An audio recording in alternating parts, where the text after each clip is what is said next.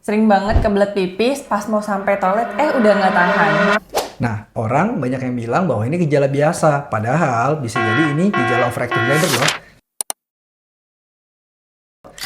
Yuk, kita bahas dari dua sisi. Hari ini saya bersama Dr. Steven, spesialis urologi, akan membahas overactive bladder atau anyang-anyangan. Nah, jadi overactive bladder itu merupakan suatu gejala yang berkaitan sama persyarafan dari kandung kemih nih dok. Jadi biasanya kandung kemih itu terlalu aktif persyarafannya sehingga pasien itu memiliki beberapa gejala yang sangat mengganggu. Jadi gejala dari overactive bladder ini dok, biasanya yang paling sering dikeluhkan sama pasien itu adalah frekuensi berkemihnya tuh meningkat. Jadi kalau kita normal kan mungkin sekitar 1 jam sekali, 1,5 jam sekali gitu ya. Pasien yang overactive bladder ini dia tuh bisa setiap 10 menit dia berkemih gitu. Di malam hari sampai nggak bisa tidur bisa berkemih 10-15 kali gitu ya.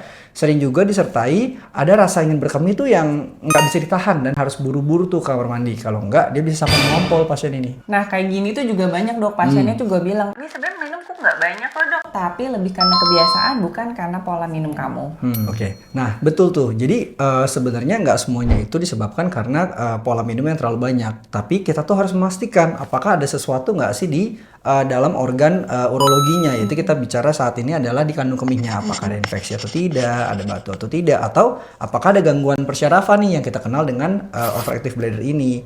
Nah, kita bisa ada beberapa hal nih yang bisa kita lakukan. Salah satunya adalah pemeriksaan lab dan pemeriksaan pancaran kencing atau uroflometri dan pemeriksaan persyarafan itu yang kita kenal dengan urodinamik nih dok namanya. Nah betul, kalau dari sisi akupuntur kita biasanya ngelihat itu yang penting penyebab utamanya udah disingkirkan, kita baru ngelihat bahwa apakah ada gangguan pola, stres, dan gangguan kayak kebiasaan berkemih terus. Oke, jadi memang secara medis dok overactive bladder ini tuh kita harus tangani nih karena overactive bladder tuh seringkali menimbulkan gangguan dari quality of life pasien. Jadi pasien sulit tidur, sulit beraktivitas gitu dok. Jadi biasanya kalau dari segi urologi kita akan memberikan beberapa jenis obat-obatan nih buat pasien dan ada juga rehab atau fisioterapi yang dapat dilakukan yang kita kenal dengan namanya itu PTNS dok. Jadi nanti kita akan memberikan aliran listrik yang berguna untuk mengurangi rangsangan nih buat si kandung kemihnya. Kadang-kadang bisa juga kita bantu dengan beberapa terapi seperti misalkan latihan Kegel itu juga sangat membantu tuh buat pasien-pasien dengan overactive bladder. Nah kebetulan di akupuntur sebenarnya juga cukup banyak dok pasien-pasien dengan overactive bladder.